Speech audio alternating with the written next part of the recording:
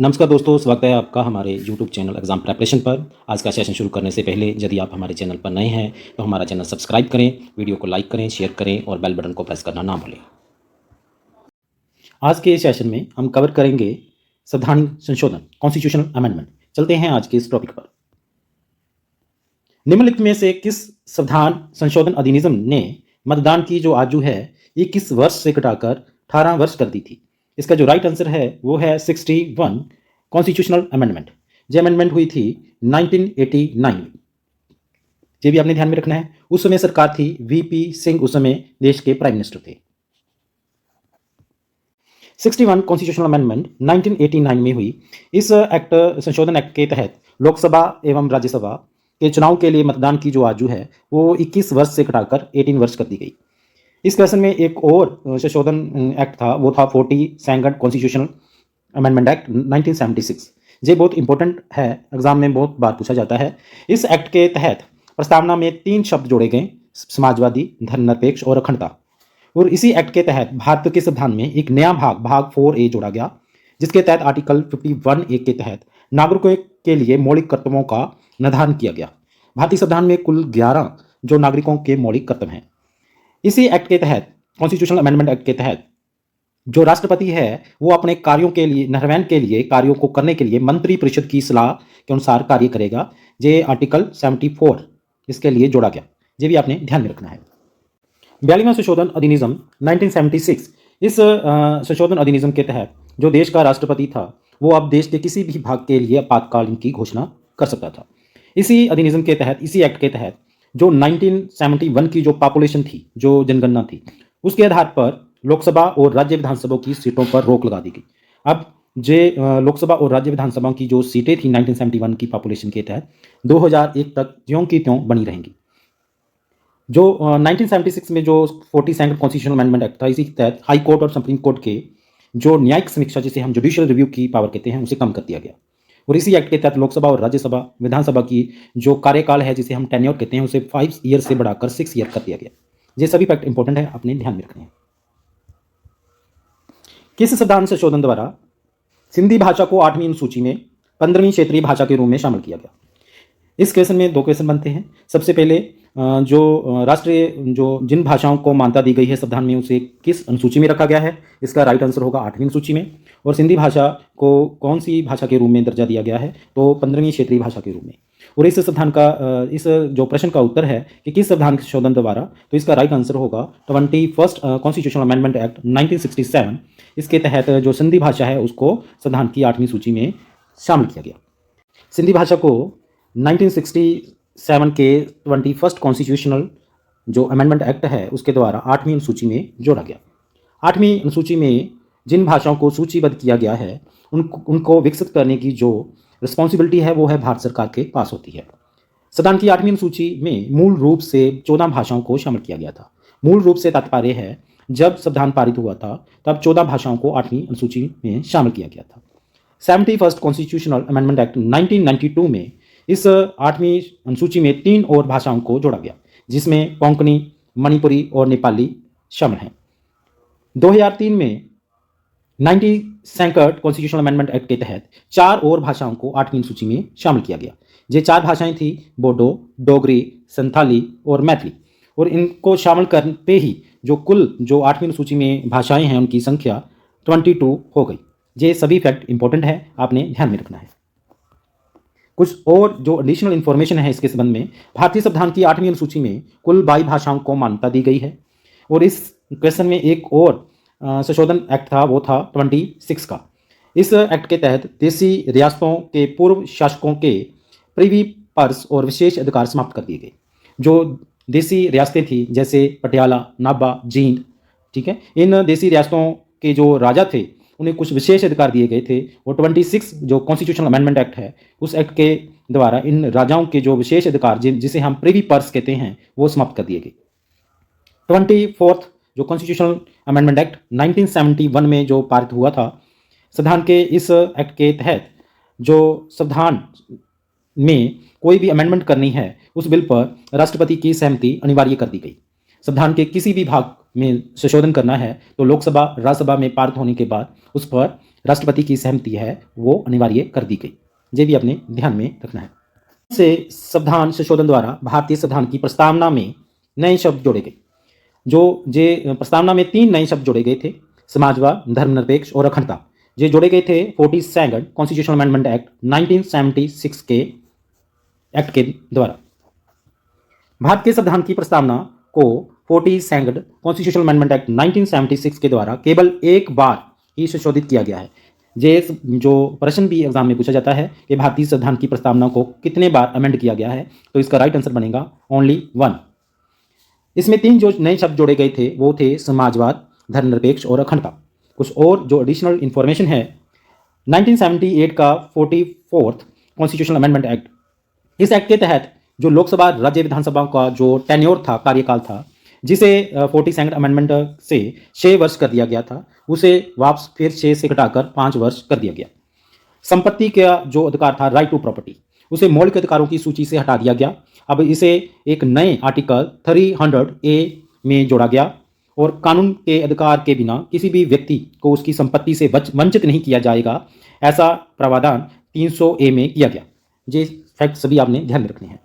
44th constitution जो अधिनियम था 1978 का, इसमें जो सर्व हाई कोर्ट और सुप्रीम कोर्ट की जो जुडिशियल रिव्यू की शक्तियां थी उसे भी बहाल कर दिया गया। इन शक्तियों को 42 जो कॉन्स्टिट्यूशनल अमेंडमेंट एक्ट था इसमें कम कर दिया गया था। 52 कॉन्स्टिट्यूशनल अमेंडमेंट एक्ट, ये एक्ट 1985 में पारित हुआ था। ये दल बदल विरोधी कानून भी इसे कहा जाता है और इसे भारतीय संविधान के लिए 10वीं अनुसूची में जोड़ा गया था। 86 कॉन्स्टिट्यूशनल अमेंडमेंट एक्ट 2002, इस एक्ट के तहत 6 से 14 वर्ष की आयु के जो बच्चे हैं या 14 वर्ष से कम आयु के जो बच्चे हैं, उन बच्चों को फ्री एंड कंपल्सरी एजुकेशन देने की जो व्यवस्था की गई। वेरी वेरी इंपॉर्टेंट है, ये भी आपने ध्यान में रखना है। जीएसटी का जो मतलब है वो है गुड्स एंड सर्विस टैक्स को संशोधन अधिनियम के रूप में पेश किया गया। हमने बताना है जीएसटी में संशोधन किस एक्ट के द्वारा किया गया। इसका जो राइट आंसर है वो है 101 कॉन्स्टिट्यूशनल अमेंडमेंट एक्ट। जीएसटी का मतलब गुड्स एंड सर्विस टैक्स होता है और जीएसटी को 101 कॉन्स्टिट्यूशनल अमेंडमेंट एक्ट के रूप में पारित किया गया। जीएसटी भारत में 1 जुलाई 2017 में इसे लागू किया गया। जीएसटी लागू करने वाला फ्रांस प्रथम देश था। जीएसटी में भारत में अलग अलग टैक्स स्लैब्स हैं। सबसे कम स्लैब्स है वो 0% है। इसमें अति अनिवार्य जो वस्तुएं आती हैं, जो रोज़मर्रा की जो वस्तुएं, गरीब लोगों की वस्तुएं हैं, इनको 0% टैक्स में रखा गया है, यानी कि non tax on necessary goods. 5% दूसरी स्लैब है, तीसरी 12%, फिर 18% और 28% है। एक बात और ध्यान रखनी है, जो एलपीजी गैस हैं, डीजल और पेट्रोल को इस जीएसटी के दायरे से बाहर रखा गया है। ये एक व्यापक इनडायरेक्ट टैक्स है और अमिताभ बच्चन इस जीएसटी के ब्रांड एम्बेसडर हैं। ये सभी जो कथन आपने ध्यान में रखने हैं। कुछ और एडिशनल इन्फॉर्मेशन है। भारतीय संविधान का जो 100 जो कॉन्स्टिट्यूशनल अमेंडमेंट एक्ट है, उसके तहत भारत और बांग्लादेश के बीच जो भूमि समझौता हुआ था 1972 में, उसे भी इसे संशोधन एक्ट के तहत लागू किया गया। जो कुछ प्रदेश बांग्लादेश के अधीन थे, जहां पर लोग हिंदी बोलते थे, उन्हें भारत में मिला दिया गया और कुछ प्रदेश, कुछ इलाके ऐसे थे जहां पर बांग्लादेशी रहते थे, उन्हें बांग्लादेश में मिला दिया गया। भारतीय संविधान के 102 कॉन्स्टिट्यूशनल अमेंडमेंट एक्ट के तहत जो राष्ट्रीय पिछड़ा वर्ग आयोग है, उसको भी संवैधानिक दर्जा दिया गया। ठीक है, ये भी आपने ध्यान में रखना है, वेरी वेरी इंपॉर्टेंट है। 103 कॉन्स्टिट्यूशनल अमेंडमेंट एक्ट, इस एक्ट के तहत जो जनरल वर्ग में कमजोर वर्ग थे आर्थिक रूप से, जिसे हम इकोनॉमिकल वीकर सेक्शन कहते हैं, उनके लिए 10% जो रिजर्वेशन है वो इस एक्ट के तहत दी गई। ये भी बहुत इंपॉर्टेंट है और इसके संबंध में सुप्रीम कोर्ट की जो जजमेंट है वो भी आ चुकी है, उसमें भी 3-2 से इस एक्ट को स्वीकार किया गया है। 74th जो संवैधानिक संशोधन अधिनियम है, इससे नगर पालिकाओं को संवैधानिक मान्यता दी गई। कौन सा भाग जोड़कर दी गई? हाँ जी, ये आपने ध्यान में रखना है। जो 73rd कॉन्स्टिट्यूशनल अमेंडमेंट एक्ट है, इसे 9th, इसके लिए जो अनुसूची है, सॉरी 9th जो पार्ट है वो जोड़ा गया है, 9th पार्ट, और 11th शेड्यूल जोड़ा गया है। जो 74th अमेंडमेंट है, इसके लिए 9th A पार्ट भाग जोड़ा गया है और 12th जो अनुसूची है उसे जोड़ा गया है। इसका जो राइट आंसर होगा वो होगा 1 पार्ट 9th A। 74th जो कॉन्स्टिट्यूशनल अमेंडमेंट एक्ट ने भाग 9th A को जोड़कर नगर पालिकाओं को संवैधानिक मान्यता दी गई है। 74th जो संवैधानिक संशोधन अधिनियम 1 जून 1993 को लागू हुआ। इसे शहरी क्षेत्रों में सरकार की तीसरी श्रेणी के रूप में शहरी स्थानीय निकायों को संवैधानिक मान्यता देने के लिए ये अधिनियम पारित किया गया। ठीक है, ये अपने ध्यान में रखना है। जो शहर में जो लोकल बॉडीज हैं उनको जो संवैधानिक मान्यता देता है 74 कॉन्स्टिट्यूशनल अमेंडमेंट एक्ट। जनवरी 2020 तक भारतीय संविधान में 104 जो संवैधानिक संशोधन हो चुकी थी, जबकि पहली जो संवैधानिक संशोधन है वो 1950 में इसे हुई थी। ये भी आपने ध्यान में रखना है। 104 जो लास्ट जो अमेंडमेंट हुई थी उसमें लोकसभा और राज्य विधानसभा में एसटी और एससी की सीटों के आरक्षण का विस्तार करने के लिए ये एक्ट पारित किया गया था। ये भी आपने ध्यान में रखना है। लोकसभा और राज्यों की विधानसभा में एससी और एसटी शेड्यूल कास्ट और शेड्यूल ट्राइब के लिए जो सीटों की रिजर्वेशन है उसमें विस्तार करने के लिए ये पारित किया गया था। 24th जो कॉन्स्टिट्यूशनल अमेंडमेंट एक्ट है इनमें से किससे संबंधित है? ये मौलिक अधिकारों से संबंधित है। ये भी अपने ध्यान में रखना है। 24th संवैधानिक संशोधन अधिनियम। इस अधिनियम के तहत जो संसद की शक्ति की पुष्टि की गई है कि वह संसद मौलिक अधिकारों समेत संविधान के किसी भी भाग में संशोधन कर सकती है। संविधान संशोधन बिल पर सहमति देना राष्ट्रपति के लिए अनिवार्य है। इसकी प्रोविजन भी 24th कॉन्स्टिट्यूशनल अमेंडमेंट एक्ट में की गई और इसे 1971 में लागू किया गया। सर्वोच्च न्यायालय ने जो केरल बनाम केशवानंद भारती केस 1973 में जो जजमेंट दी गई थी उस जजमेंट ने भी 24th कॉन्स्टिट्यूशनल अमेंडमेंट एक्ट की जो वैधता है उसे बरकरार रखा है। ये भी आपने ध्यान में रखना है। संविधान के किस अनुच्छेद के तहत संविधान में संशोधन का प्रस्ताव है? बात हो रही है संविधान में संशोधन की। संविधान में संशोधन का प्रस्ताव आर्टिकल 368 में है। संविधान के अनुच्छेद 368 के तहत संविधान के संशोधन का प्रावधान है। आर्टिकल 368 भाग 20 संसद को भारतीय संविधान के संशोधन करने की शक्ति प्रदान करता है। संशोधन से संबंधित विभिन्न विषयों में संशोधन विधेयक को पारित करने के लिए विभिन्न प्रकार के बहुमत की आवश्यकता होती है। कुछ बिलों को पारित करने के लिए साधारण बहुमत की आवश्यकता होती है और किसी को 2/3 बहुमत की आवश्यकता होती है। जहां तक बात है अस्थायी संशोधन, इसमें संसद के साधारण बहुमत द्वारा इसे पारित किया जाता है।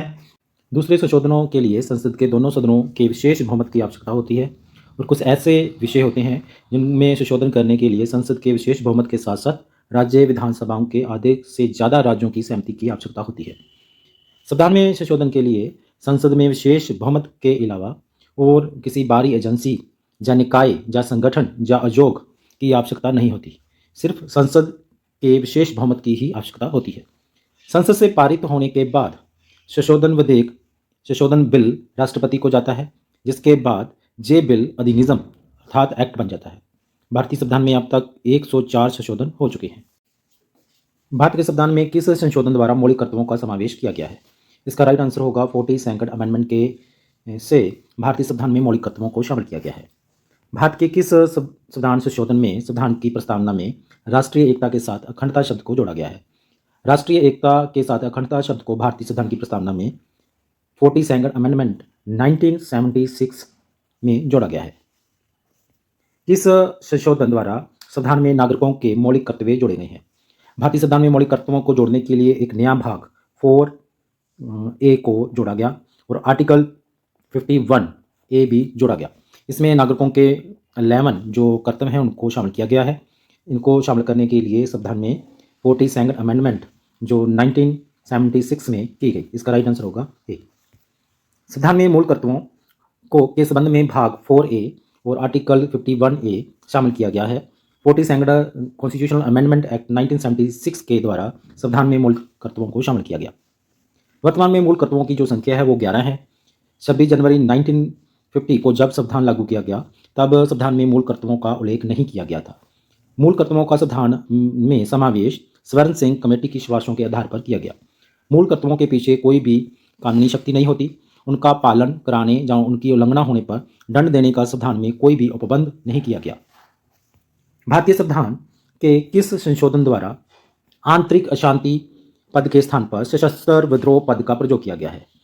जो इंटरनल डिस्टर्बेंस शब्द के स्थान पर आर्म्ड रिबेलियन शब्द जिसे हम सशस्त्र विद्रोह कहते हैं इसका प्रयोग किया गया है भारत की संविधान के किस संशोधन द्वारा? इसका राइट आंसर होगा 44th कॉन्स्टिट्यूशनल अमेंडमेंट एक्ट 1979। इस एक्ट के संशोधन के द्वारा ये किया गया है। 44th कॉन्स्टिट्यूशनल अमेंडमेंट एक्ट के द्वारा इंटरनल डिस्टर्बेंस के स्थान पर आर्म्ड रिबेलियन शब्द का प्रयोग किया गया है। इस प्रकार आर्टिकल 352 में जो आपातकाल की घोषणा अब आंतरिक अशांति के स्थान पर आर्म्ड रिबेलियन पर ही हो पाएगी। 44th कॉन्स्टिट्यूशनल अमेंडमेंट के द्वारा आपात उपबंधों में जो संशोधन किए गए हैं उनका जो वर्णन इस प्रकार है। राष्ट्रपति द्वारा आर्टिकल 352 के अंतर्गत जो इमरजेंसी की घोषणा तब की जा सकेगी जब मंत्रिमंडल लिखित रूप में राष्ट्रपति को ऐसा करने का परामर्श और सलाह दे। ठीक है, ध्यान में रखना है, रिटर्न में ही जो मंत्रिमंडल है वो राष्ट्रपति को ऐसा करने की सलाह दे। जो 352 के तहत जो राष्ट्रीय आपातकाल है वो युद्ध के समय, भारी आक्रमण के समय और शस्त्र विद्रोह जिसे हम आर्म्ड रिबेलियन कहते हैं, इन 3 स्थितियों में ही राष्ट्रपति जो राष्ट्रीय आपातकाल की घोषणा कर सकता है। राष्ट्रीय आपातकाल की घोषणा होने के 1 माह 1 महीने के अंदर अंदर संसद के विशेष बहुमत के द्वारा इस घोषणा पर स्वीकृति होनी आवश्यक है। लोकसभा में उपस्थित एवं मत देने वाले मेंबरों के साधारण बहुमत से आपातकाल की घोषणा भी समाप्त की जा सकती है। ये ध्यान में रखना है कि लोकसभा में स्थित मेंबर जब भाग लेने वाले सदस्यों के साधारण बहुमत के साथ जो आपातकाल की घोषणा है उसे समाप्त किया जा सकता है।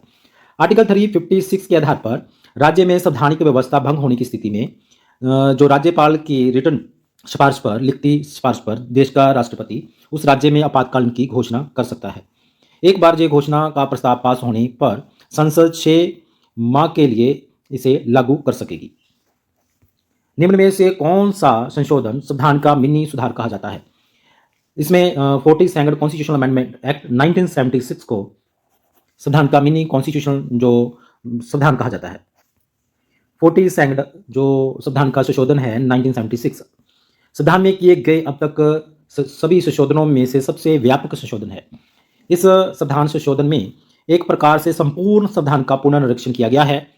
इसी व्यापकता को देखते हुए इसे मिनी संविधान भी कहा जाता है। 42nd संविधान संशोधन का मुख्य उद्देश्य सुप्रीम कोर्ट के द्वारा 1973 में केशवानंद भारतीय मामले में दिए गए निर्णय से उत्पन्न कठिनाइयों को दूर करना है, जिसमें संसद की संविधान संशोधन की शक्ति को इस मामले में संविधान निर्णीत संविधान के आधार पर भूत ढांचे को संशोधित करने से रोका गया था। ध्यान में रखना है, केशवानंद भारती जो केस था बनाम केरला, सुप्रीम कोर्ट में इसकी जजमेंट 1973 में आई थी। इस जजमेंट में सुप्रीम कोर्ट ने कहा था जो प्रेम्बल है is a part of the constitution. जो प्रेम्बल प्रस्तावना है भारतीय संविधान का भाग है और जो संसद है प्रस्तावना में अमेंडमेंट कर सकती है, but the parliament can't amend the basic structure of the constitution. जो पार्लियामेंट है संविधान के बेसिक जो स्ट्रक्चर जब मूल ढांचे में परिवर्तन नहीं कर सकती, उसे संशोधन नहीं कर सकती। ये आपने ध्यान में रखना है। निम्नलिखित में से संविधान के किस संशोधन द्वारा स्पष्ट रूप से ये बताया गया है कि भारत का राष्ट्रपति मंत्री परिषद द्वारा दिए गए परामर्श को मानने के लिए बाध्य है? निम्न में से जे 42nd अमेंडमेंट 1976 में ये बताया गया है कि देश का जो राष्ट्रपति है वो मंत्री परिषद के द्वारा दी गई परामर्श को मानने के लिए बाध्य है। भारत के संविधान में 10वीं अनुसूची जोड़ी गई थी। भारत के संविधान में 10वीं अनुसूची 52nd कॉन्स्टिट्यूशनल अमेंडमेंट एक्ट 1985 में जोड़ी गई थी। ठीक है, ये आपने ध्यान में रखना है। संविधान की 10वीं अनुसूची में दल बदल विरोधी कानून का प्रावधान है। ये अनुसूची 52nd संविधान संशोधन 1985 के द्वारा जोड़ी गई। ध्यान देने योग्य बातें हैं कि 10वीं अनुसूची में 91st कॉन्स्टिट्यूशनल अमेंडमेंट एक्ट 2003 के द्वारा संशोधन किया गया। इस संशोधन का उद्देश्य दल बदल पर रोक लगाने के साथ साथ केंद्र व राज्य में कैबिनेट के आकार को सीमित करना था। ध्यान जो देना है हमने इस बात पर देना है कि दल बदल विरोधी कानून के लिए 2 संविधान में संशोधन किए गए। एक 52nd संविधान संशोधन 1985 में किया गया और दूसरा जो संविधान में संशोधन है 91st जो कॉन्स्टिट्यूशनल अमेंडमेंट एक्ट 2003 में किया गया। जो 2003 में संविधान में संशोधन किया गया, इससे दल बदल पर पूर्ण रोक लगा दी गई और इसके साथ साथ केंद्र व राज्य में जो कैबिनेट है उसके मेंबरों की जो संख्या है वो maximum 15% of the Lok Sabha seat, जो लोकसभा के जो सीट्स हैं उसका 15% वो निर्धारित किया गया मंत्रिमंडल के लिए। भारत में वयस्क मत अधिकार जिसे हम बाल वोट अधिकार कहते हैं के लिए जो 21 वर्ष की जो आयु निर्धारित की गई थी, परंतु अब इसे घटाकर 18 वर्ष कर दिया गया है। ये किस वर्ष हुआ? हमने बताना है कि ये किस वर्ष वोट देने का जो अधिकार है उसकी आयु 21 वर्ष से घटाकर 18 वर्ष कर दी गई। इसका जो राइट आंसर है वो है 1989, ऑप्शन नंबर सी। हाँ जी, जो 61st कॉन्स्टिट्यूशनल अमेंडमेंट एक्ट था, इस एक्ट के द्वारा ये एक्ट 1988 में पारित हुआ और इस एक्ट के तहत जो बालकों की वोट देने की आयु 21 वर्ष से घटाकर 18 वर्ष कर दी गई। उस समय देश में सरकार वीपी सिंह की थी। वीपी सिंह उस समय देश के प्रधानमंत्री थे। जनता दल की सरकार थी, ये भी आप कह सकते हैं। और इस एक्ट को लागू किया गया 1989 में, ये भी आपने ध्यान में रखना है। 61st संवैधानिक संशोधन अधिनियम 1988 के द्वारा मत अधिकार की जो आयु 21 वर्ष से घटाकर 18 वर्ष कर दी गई, जो जिसे के 28 मार्च 1989 को लागू किया गया।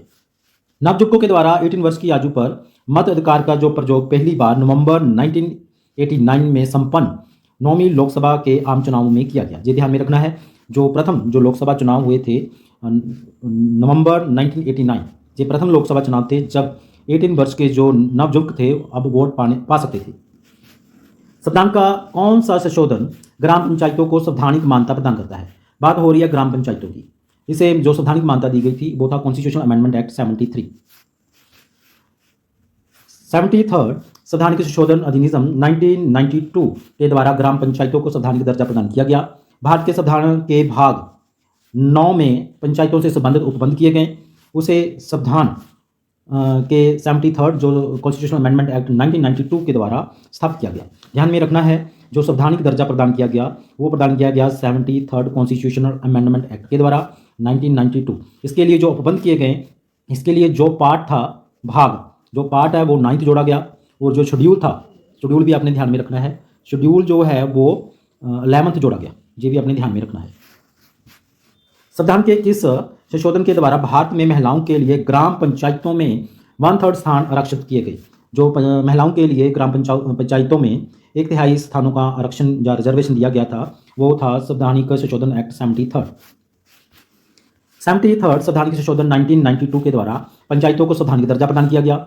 इसमें अनुच्छेद 243D जो जिसका संबंध आरक्षण से है, इस आरक्षण के तहत अनुसूचित जाति, अनुसूचित जनजाति जिसे हम ST कहते हैं, कि महिलाओं के लिए आरक्षण की व्यवस्था की गई। साथ ही प्रत्येक पंचायत में प्रत्यक्ष निर्वाचन से भरे जाने वाले स्थानों में से 1/3 स्थान महिलाओं के लिए आरक्षित किए गए।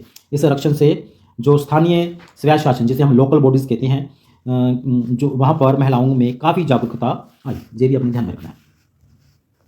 भारतीय संविधान का 79th जो कॉन्स्टिट्यूशनल अमेंडमेंट एक्ट निम्न में से किससे संबंधित है? जो 79th जो संवैधानिक संशोधन अधिनियम है, ये लोकसभा और राज्य विधानसभाओं में अनुसूचित जातियों और अनुसूचित जनजातियों के आरक्षण से संबंधित है। ये आपने ध्यान में रखना है, लोकसभा और राज्य विधानसभाओं में SC ST के आरक्षण से संबंधित है। 79 जो संवैधानिक संशोधन 1999 के द्वारा लोकसभा और राज्य विधानसभाओं में अनुसूचित जातियां और अनुसूचित जनजातियों तथा इंडियन एंग्लो के लिए आरक्षण की अवधि को 10 वर्ष के लिए बढ़ाया गया, जिसे 87 जो संवैधानिक संशोधन 2003 के द्वारा पुनः आगे 10 वर्षों के लिए और बढ़ा दिया गया। ध्यान में रखना है 79 और 87 कॉन्स्टिट्यूशनल जो अमेंडमेंट एक्ट है, इसमें SC ST और इंडियन एंग्लो के जो मेंबर थे लोकसभा राज्यसभा, उनके आरक्षण से ये संबंधित है। संविधान के किस संशोधन के अंतर्गत 6 वर्ष से 14 वर्ष तक के बच्चों की जो शिक्षा है उसका मौलिक अधिकार बनाया गया? हाँ जी, ये बहुत इंपॉर्टेंट क्वेश्चन है, एग्जाम में बहुत ज़्यादा पूछा जाता है। इसका जो राइट आंसर है वो है 86 संवैधानिक संशोधन 2002। इस संशोधन के द्वारा संविधान में संशोधन किया गया और 6 से 14 साल के वर्षों के बच्चों के लिए शिक्षा प्राप्त करना उनका मौलिक अधिकार बनाया गया। इसके लिए संविधान में 21A जो आर्टिकल है वो जोड़ा गया।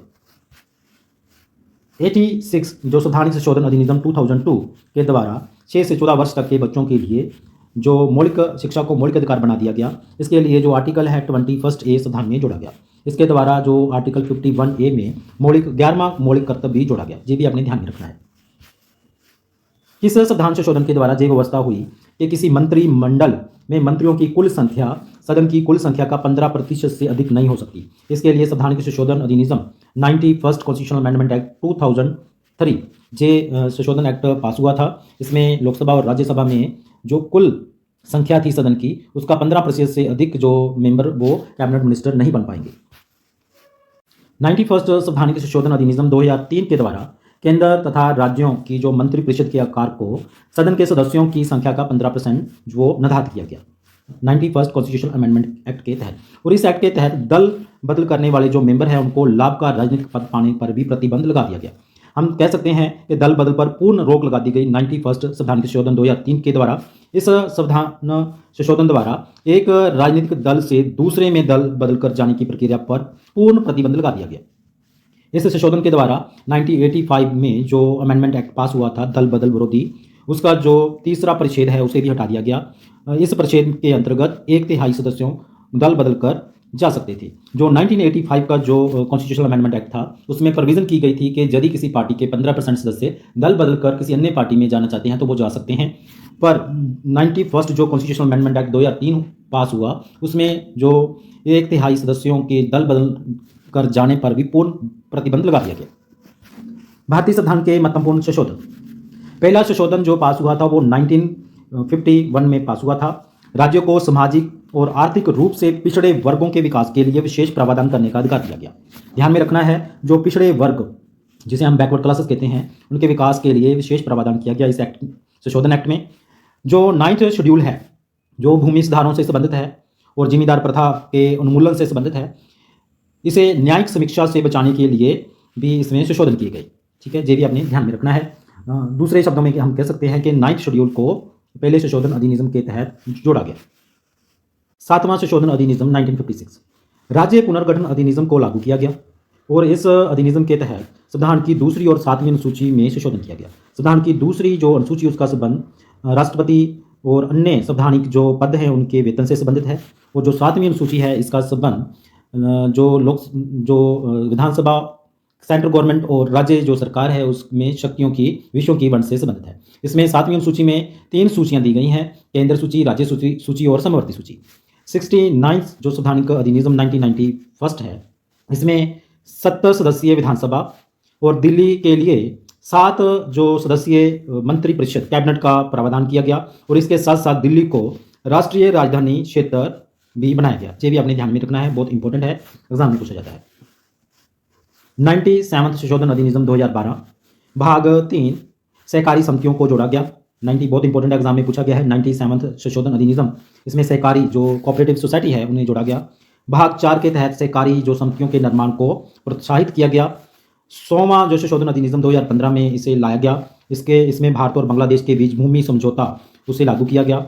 1974 के जो बायलैटरल भूमि सुधार समझौते हुए थे, दो तरफा जो भूमि सुधार समझौते हुए थे, दोनों देशों के विवादित क्षेत्रों का आदान प्रदान करने के लिए संविधान की पहली अनुसूची में संशोधन किया गया।